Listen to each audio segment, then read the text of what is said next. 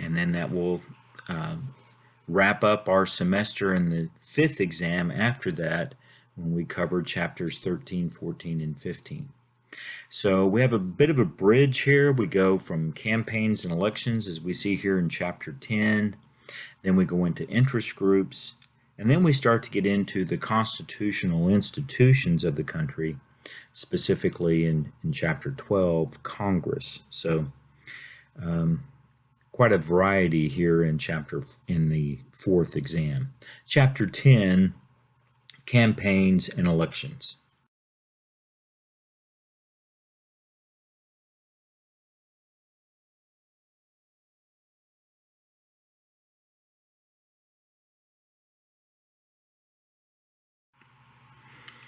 So I do think it's interesting to consider just some of the differences in our country and how those differences are illustrated in the Electoral College. And so here you can see from the past text some observations about the Electoral College in the issue of battleground states. And that's when I bring up geography, where those battleground states are located and why they're a battleground state. So the Electoral College system and the winner-take-all rule have a profound effect on how presidential candidates campaign, effectively forcing candidates to spend their resources on a small number of competitive battleground states. And so that's the key. A lot of states in campaigns and elections, when it comes to the presidential campaign, they're overlooked because there's just an assumption that one candidate's going to win. There's been a historical pattern. And so therefore the states are overlooked, and a few states then get almost all the attention. And so research has shown that citizens residing in battleground states are more interested in politics, more knowledgeable, and more likely to vote, even among the poorest residents who tend to have the lowest levels of participation in politics. But this is clearly a chicken or the egg type of debate, isn't it? Because what causes these citizens in the battleground states to be interested in politics? Is it that they're just interested in politics and that is how they become a battleground state? Or is it because they're a battleground state, they're competitive for other reasons, just have a fairly even match among the two major parties? They have crossover voters that are willing to vote for the other party, and that makes their state competitive, and as a result, the candidates are there more, and then people show a greater interest. Are you interested in something when there's just a small number of events that may occur? So if a presidential candidate goes to Ohio 50 times and they go to Oklahoma twice, should we be surprised that people in Ohio are more interested than the people in Oklahoma? And that's just a hypothetical, something I just invented there. I don't know if it would be that extreme or not, but without a doubt, candidates would go to Ohio far more than they would go to Oklahoma. So what really does cause people to be knowledgeable about politics? Interesting part there about geography. Note then what are the battleground states? So kind of look that over there. Now, one of the interesting points that's brought up in this chapter is to look at the issue of realignment and de-alignment.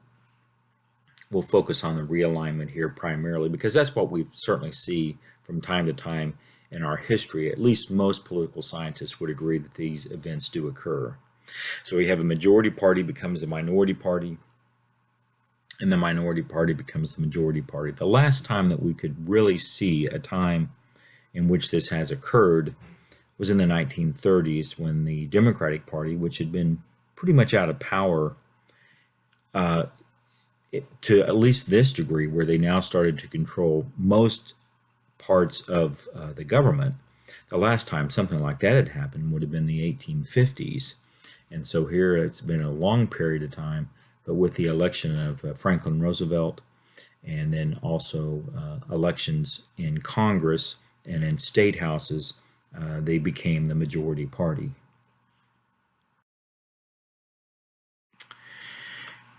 And we'll go back to talk about realignments in some other cases.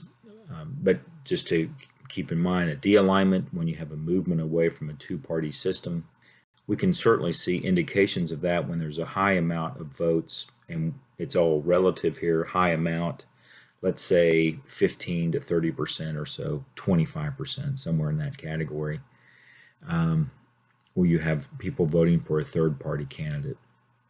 You had close to 20% voting for Ross Perot that you see there on your left. For George Wallace, candidate in 1968, ran in the American Independent Party. He didn't get a large percentage of the vote, but he got a pretty high percentage of the electoral vote.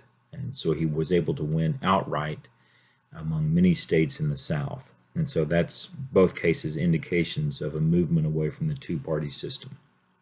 When you think about different types of presidential elections, and if you're really interested in this idea here, these questions about why people are motivated to vote the way they do, then I would strongly urge you to read this book, The American Voter. It came out in 1960, so it's a classic. Angus Campbell is the main author, and part of that book deals with certain types of presidential elections. Most of those elections would be maintaining elections. The system tends to run in a fairly recurring pattern, and it may not be where you know right off what type of election has occurred. It may be that you have to study patterns after that presidential election, and then maybe it will bring to your attention, if you study these events, that in fact a certain presidential election had a certain type of character to it. But most elections, you just maintain the status quo, maintaining elections. There's a couple of occasions in which you have deviating elections. This is a picture of Dwight Eisenhower, and a deviating election is when a presidential candidate of the minority party, which is where you clearly see one party is the majority, one party is the minority, wins the presidential election. And so in the 1950s, Eisenhower won the presidential election, even though in the 1950s, and he was a Republican, the Republican Party was the minority party. And it was very indicative that it was the minority party. Again, how would you know that? Just the numbers in terms of party representation in Congress, and then also in the state houses, the state legislatures, the number of governors. You would have that situation.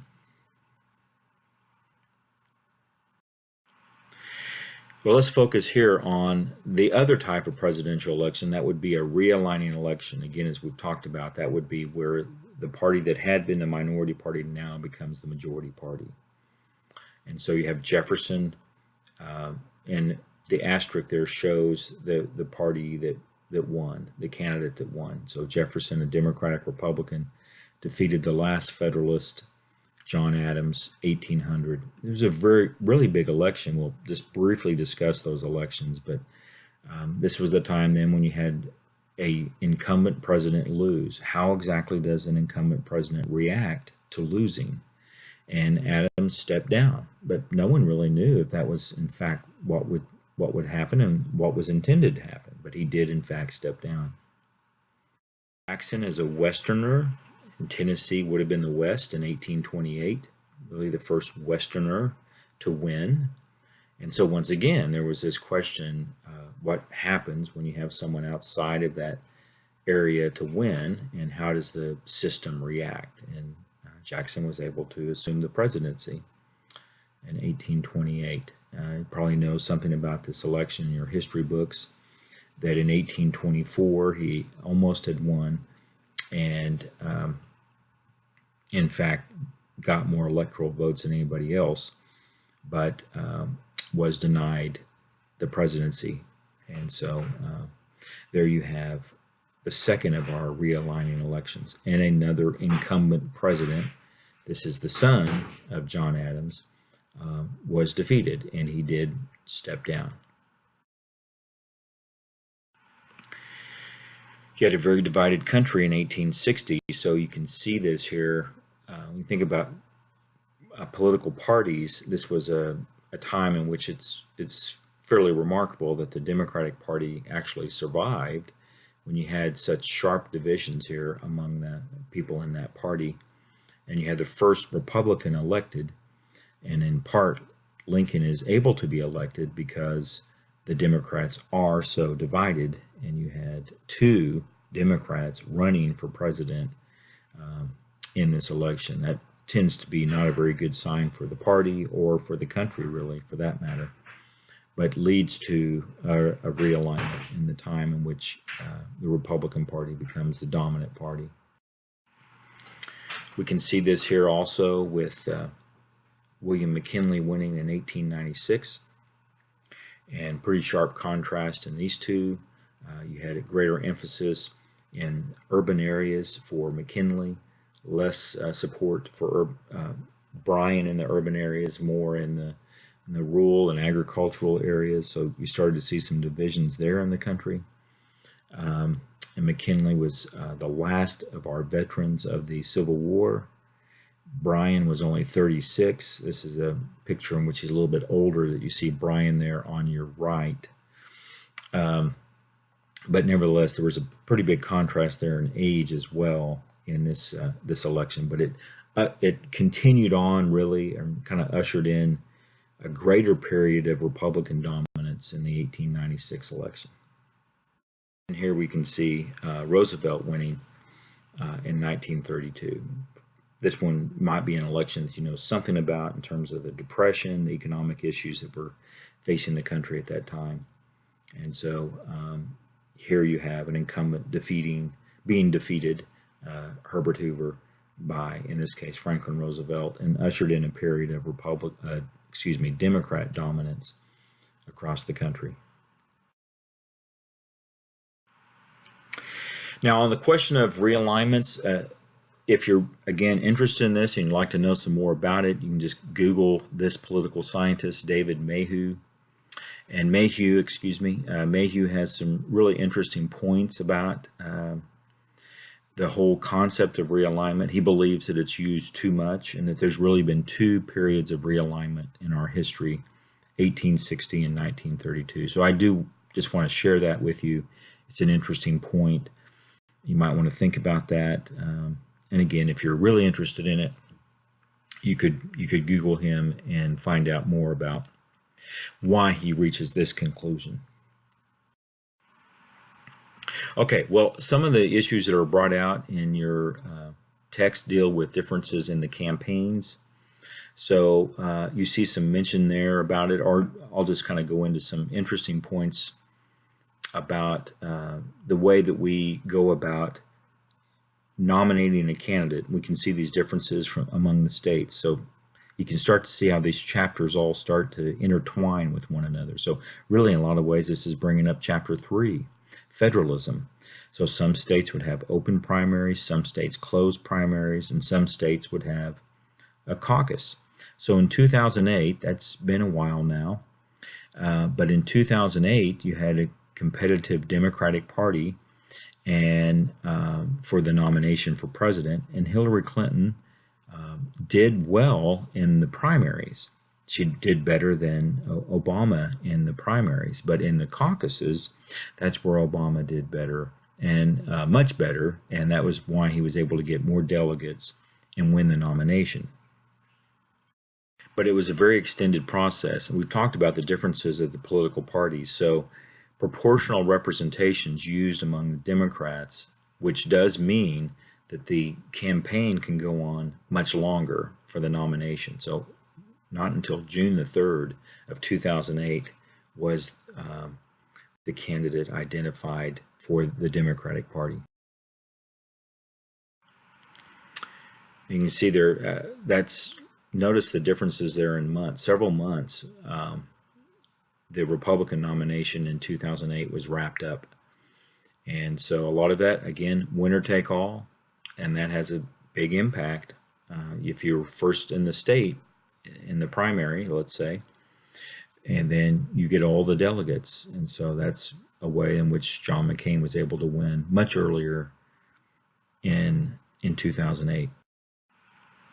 I'm just going to share with you here, it's an amazing pattern among the Republicans, which, like a lot of things in 2016, went by the wayside.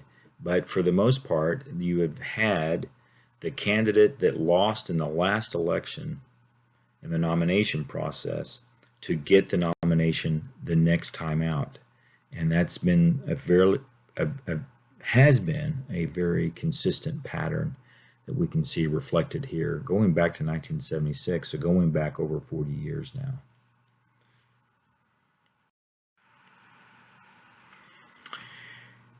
And so in 2016, that pattern clearly broke. You did not have a candidate winning with experience, not experience within the party, not experience in the past campaign, and not experience in holding office. So if you look at our past presidents, Herbert Hoover, for example, had been a cabinet member, and Dwight Eisenhower had been a military commander. You can't find that category, any of those categories, for Donald Trump. So it is a different era for sure in that case. It's a different era for the Republican Party, but also a different era for the country. Also a mention of, the strategic reasons for picking a vice president. There was, in many ways, geographic reasons, the strength of in Ohio and Pennsylvania, on why Obama picked Biden. And I think generational differences is how you can see it's reflected in why McCain picked Palin in that 2008 election. So it gives us some idea of the strategic reasons why a presidential candidate would pick a vice president.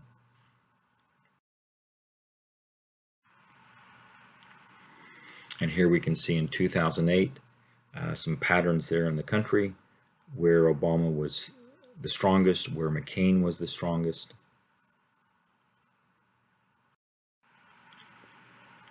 That pretty much stayed the same in 2012. A couple of exceptions.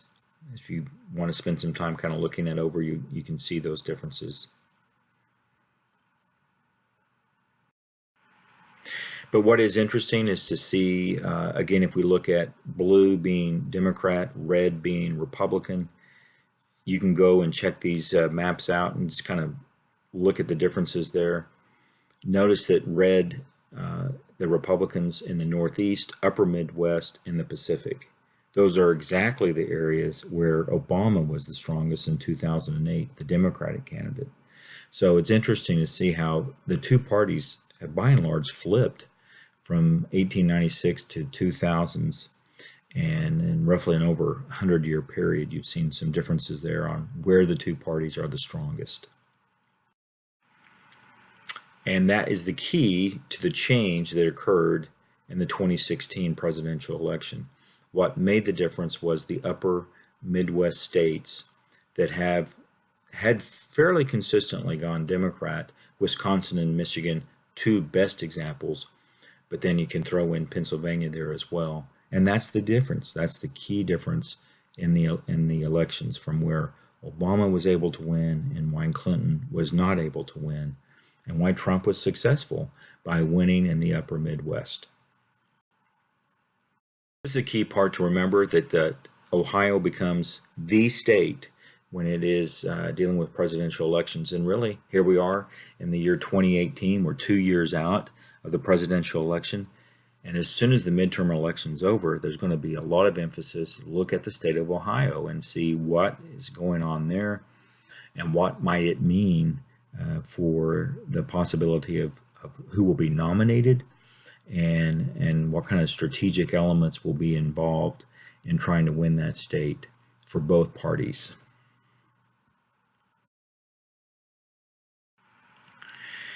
Midterm elections tend to be a time in which the president's party loses seats.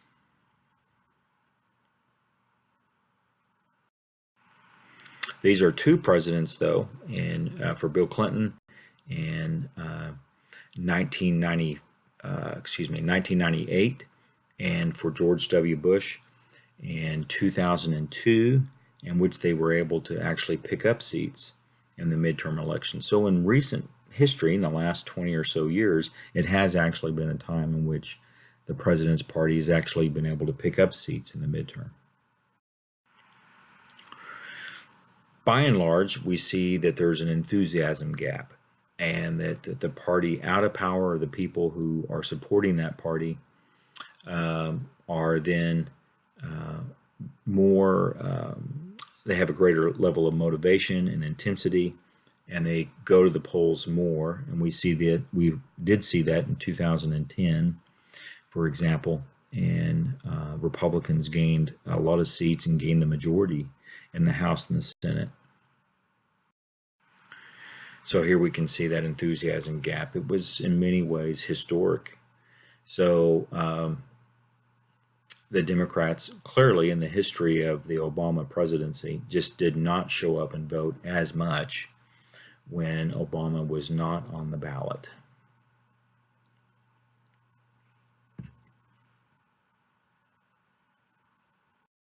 And the same thing could be said in the second midterm election for the Obama presidency.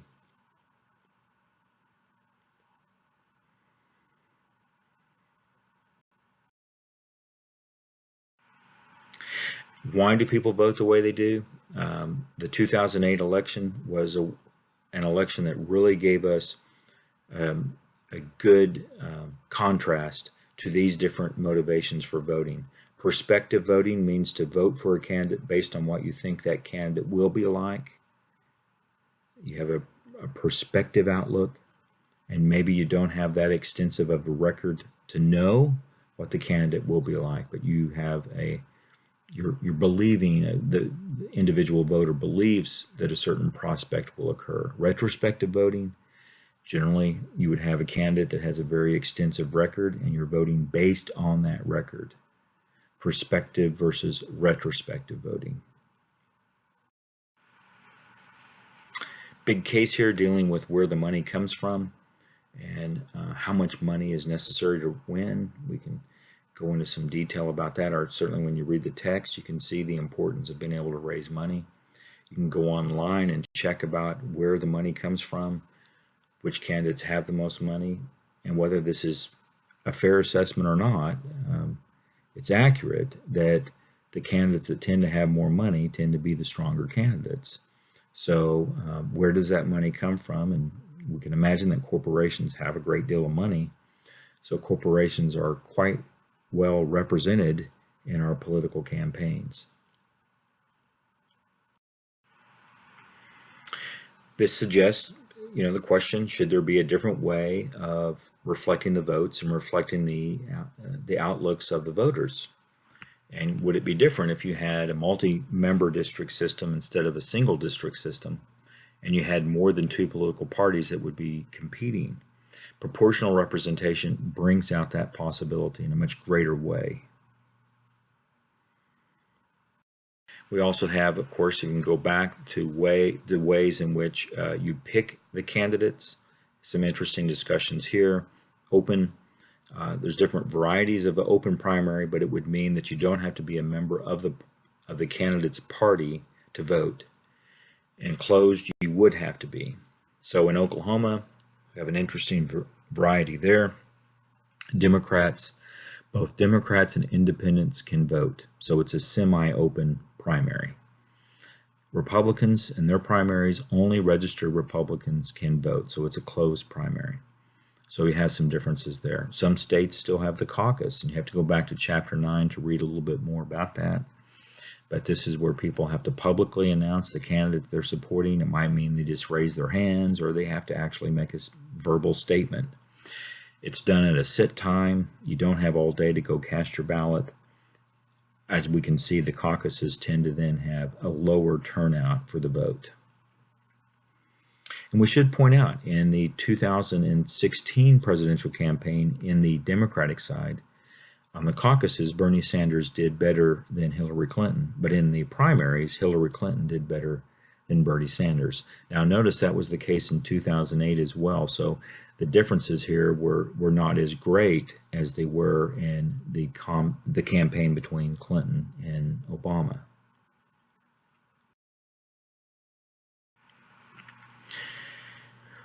You have different structures of the ballot. I think this is interesting to see just how people go about casting their ballots. So as your text points out, there are more and more people who are voting straight ticket.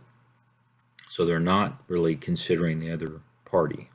So when you hear people say all the time, well, you should vote the candidate, not the party, increasingly people are voting the party. To have this all done in secret, which is what we just expect, it wasn't always done that way. But we can thank the country down under for that. Australia, got to give credit where credit's due. Australia is the first country to really create the secret ballot, so it's also known as the Australian ballot. And here we have the issue of direct democracy and people voting directly on these issues. So look over these pages here. We can see here in Oklahoma, we call them state questions, that we've seen some changes in the abilities or opportunities in this state through direct democracy. Probably would not have occurred if you had had only representative democracy. Probably would not have had medicinal marijuana, for example. And we do not have in the state of Oklahoma the recall. So that's some other states that would have that as well, a way to remove an elected official.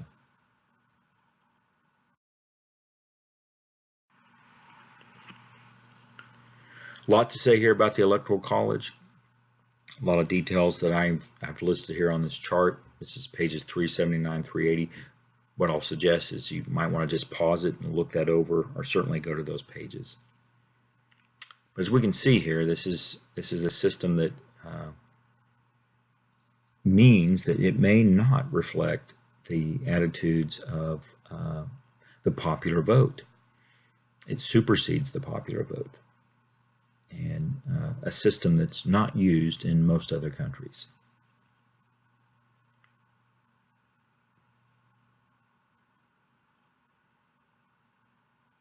And that's all we have for this issue here on campaigns and elections.